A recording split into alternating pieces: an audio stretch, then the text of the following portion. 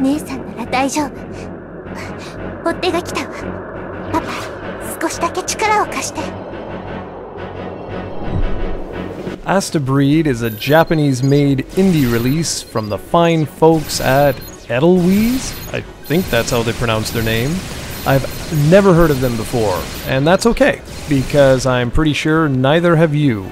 A YouTube user named Shin Golden Warrior sent me a message telling me to check the game out and to review it. So I did just that, and I've got to tell you guys, I'm super thankful we have such a strong YouTube community, as this game is absolutely incredible. So seriously, Shin, thank you, man, you rock. The indie game community over in Japan hasn't nearly been as prolific as their Western counterparts, largely because of the lack of solid distribution channels. But that's all starting to change now, thanks to Steam pretty much monopolizing the entire PC landscape. There are also publishers like Playism that are trying to bring indie releases from outside North America to the worldwide market, and you guys should be extremely happy about that.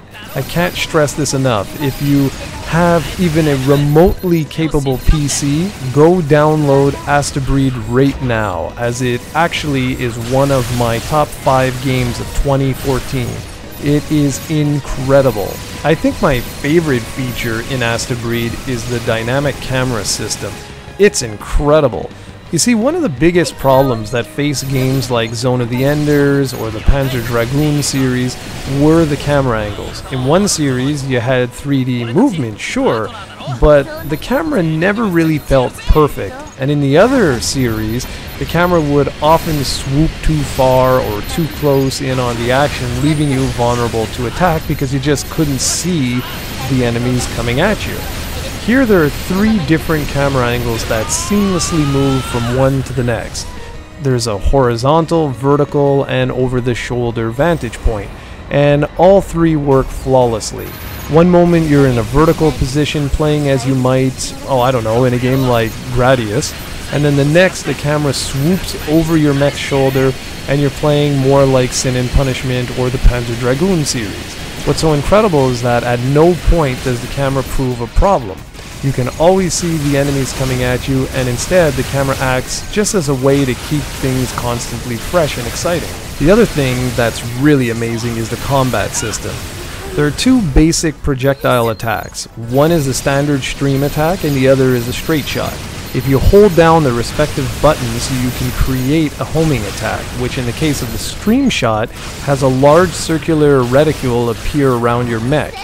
Anything that comes in contact with the reticle is automatically targeted. Release the button and you unleash hell. For the straight shot, a cone appears in whichever direction you happen to be holding the analog stick or the D-pad.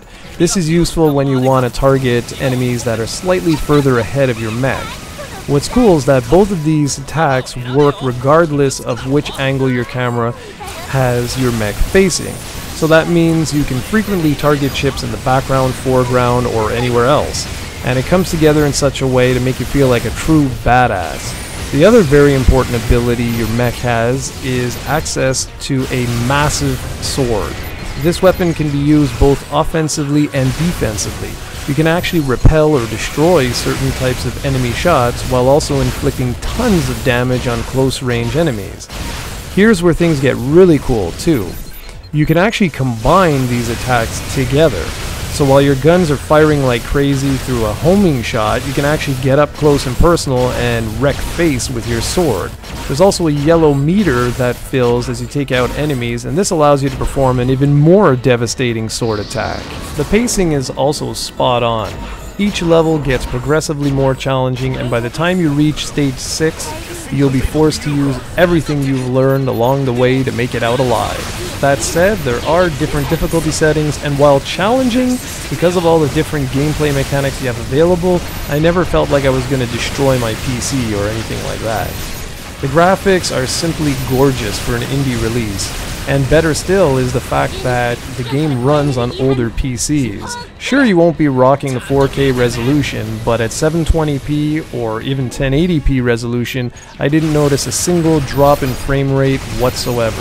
The audio is also upbeat and catchy, which is pretty much what you'd expect from a solid shooter. Now, there is one thing that I found a little bit annoying. You see, while I love the fact that there's Japanese voice acting, the problem is that during the missions you're gonna have to actually read the text, the translated text. And the problem with that is if you divert your eyes to read the text, odds are you're gonna get killed by the billions of enemies on screen at any potential given moment. So you basically have a choice. Do you ignore the story and survive, or do you kill yourself by reading the story? Astebreed came out of nowhere for me. I honestly had no expectations, and it literally blew me away. This is one of the best shooters I've played in a very long time, and it proves this genre still has a lot of life left in it. It simply requires more talented people willing to take risks and try something new. I absolutely love the different gameplay mechanics here, the incredible camera system, and while it might not look like I'm doing much damage in the video, trust me, when you play it, it'll all make sense. And play it you should, because this is a fantastic game. Go out and pick it up on Steam right now. But before you do that, head on over to projectcoe.com for the full written review. 取り乱してごめんなさい。いや、実はちょっとだけ嬉しかったんだ。ミオは確かにルーキスになっちまったけど、人間性まで失ってるわけじゃない。